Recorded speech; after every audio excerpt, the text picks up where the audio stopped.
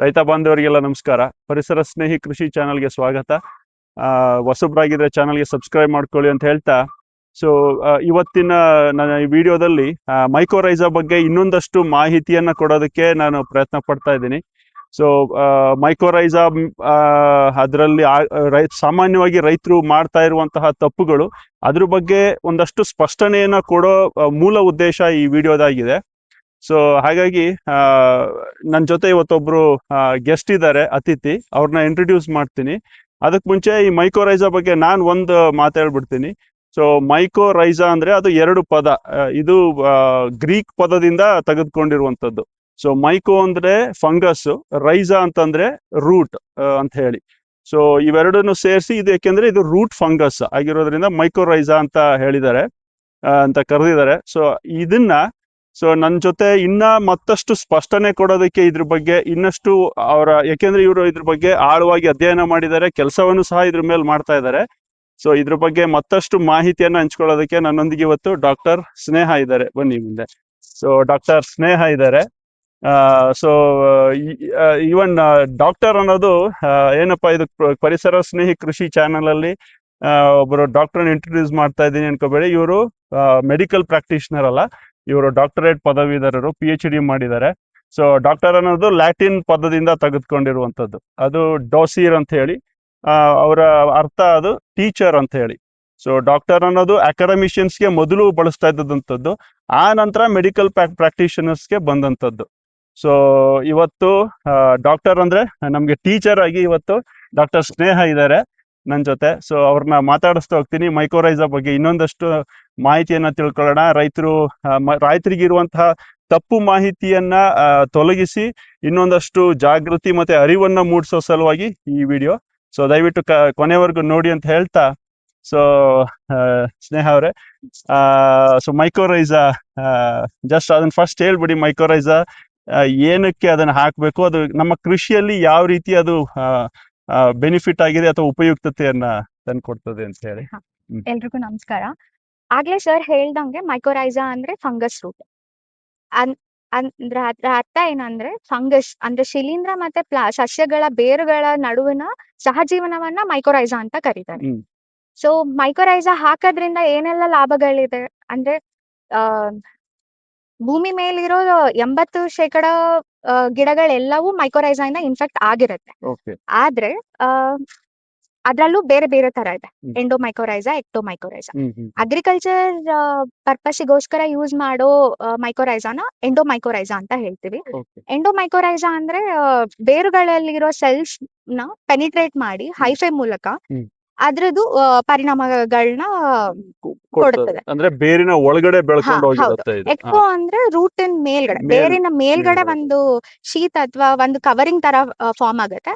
ಅದೆಲ್ಲ ಒಂದು forest trees ಅಥವಾ ಫಾರೆಸ್ಟ್ ವುಡಿ ಪ್ಲಾಂಟ್ಸ್ ಅಲ್ಲಿ ಮಾತ್ರ ಅದಿರುತ್ತೆ. ಬಟ್ ಎಂಡೋಮೈಕೋರೈಸಾ ಇದೆಲ್ಲ ಕಡೆ ಇದ್ರೂನು, ಬಟ್ ಅಗ್ರಿಕಲ್ಚರ್ ಪರ್ಪಸ್ಗೆ ನಾವು ಹೊರಗಿಂದ ಎಕ್ಸ್ಟರ್ನಲ್ ಅಪ್ಲಿಕೇಶನ್ ಇಂದ ನಾವ್ ಅದ್ರದ್ದು ಇನಾಕ್ಯುಲಮ್ ನ ಫೀಲ್ಡ್ ಅಲ್ಲಿ ಜಾಸ್ತಿ ಮಾಡ್ಬೇಕಾಗತ್ತೆ. ಸೊ ಅದ್ರದ್ದು ಉಪಯುಕ್ತತೆಗಳ ಬಗ್ಗೆ ಬರೋದಾದ್ರೆ, ಒಂದ್ ನಿಮಿಷ ಇಂಟರಪ್ಟ್ ಮಾಡ್ತೀನಿ. ಸೊ ಇನಾಕ್ಯುಲಮ್ ನ ಅಂತ ಹೇಳಿದ್ರು ಇವರು. ಇನಾಕ್ಯುಲಮ್ ಅಂತಂದ್ರೆ ರೈತರು ಈಗ ಏನಂತಂದ್ರೆ, ನಾವು ಹಾಲಿಗೆ ಮೊಸರನ್ನ ಹೇಗೆ ಎಪ್ಪಾಕ್ತಿವೋ ಅಲ್ಲಿ ಮೊಸರು ಒಂದು ಇನಾಕ್ಯುಲಮ್ ಆಗುತ್ತೆ.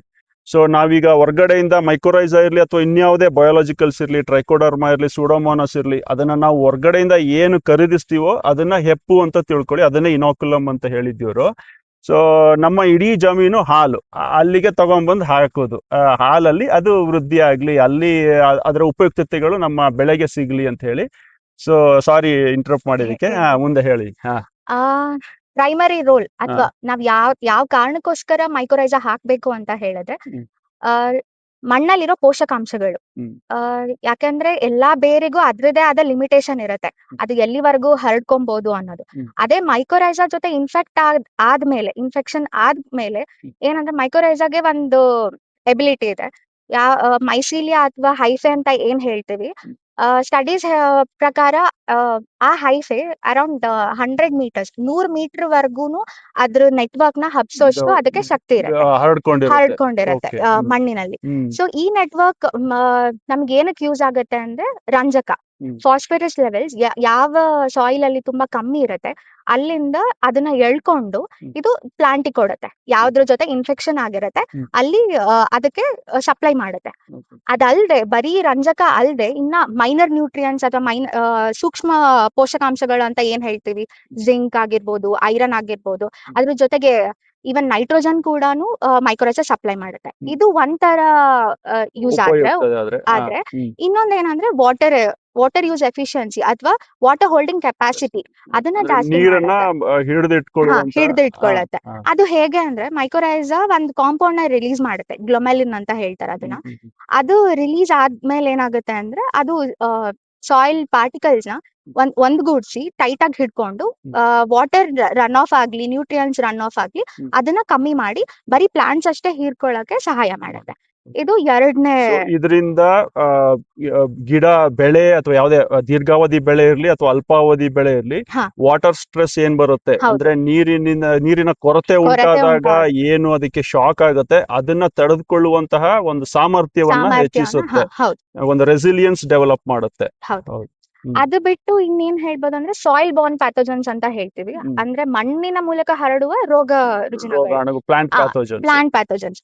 ಇದು ಏನಂದ್ರೆ ಬೇರಿನ ಕೊಳೆತ ಈ ತರ ರೋಗಗಳಿಗೆ ಏನ್ ಇದಾಗಿರುತ್ತೆ ಅಂತದ್ನ ಸಪ್ರೆಸ್ ಮಾಡುತ್ತೆ. ಅಂದ್ರೆ ಅದ್ರದ್ದು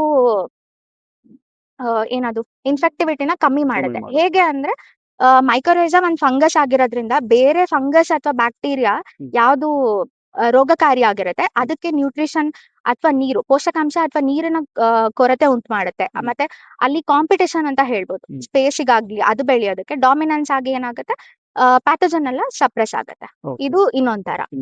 ಸೊ ಒಟ್ಟು ಮೈಕ್ರೋರೈಸಾ ಹಾಕೋದ್ರಿಂದ ನಮ್ಗೆ ಏನೇನ್ ಲಾಭಗಳು ಅಂದ್ರೆ, ಒಂದು ನ್ಯೂಟ್ರಿಯೆಂಟ್ ಮೊಬಿಲಿಟಿ, ಟ್ರಾನ್ಸ್ಪೋರ್ಟರ್. ಯಾಕಂದ್ರೆ ಮೈಕ್ರೋರೈಸಾನ ಮೇನ್ಲಿ ಫಾಸ್ಫರಸ್ ಮೊಬಿಲೈಸರ್ ಅಂತ ಕರೀತಾರೆ. ಇದು ಯಾವುದೇ ಆರ್ಗ್ಯಾನಿಕ್ ನ ಇನ್ಆರ್ಗ್ಯಾನಿಕ್ ನ್ಯೂಟ್ರಿಯೆಂಟ್ ಆಗಿ ಕನ್ವರ್ಟ್ ಮಾಡೋದಿಲ್ಲ.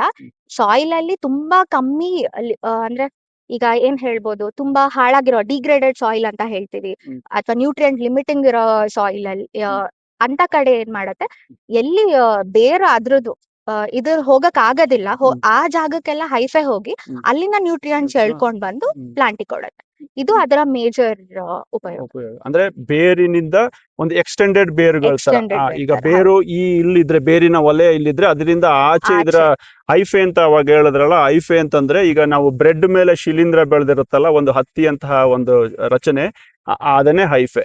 ಅದು ಈಗ 100 ಮೀಟರ್ ವರೆಗೂ ಬೆಳೆದಿರುತ್ತೆ ಅಂತ ಹೇಳಿದ್ರಲ್ಲ, ಆ ರೀತಿ ಹೈಫೆ, ಆ ಮೈಸೀಲಿಯಾ ಆ ಮಣ್ಣಿನಲ್ಲಿ ಒಂದು ಮರದ ಬೇರಿನ ವಲಯದಿಂದ 100 ಮೀಟರ್ ವರೆಗೂ ಚಾಚ್ಕೊಳ್ಳುತ್ತೆ ಅಂತ ಇವರು ಹೇಳಿದ್ದು.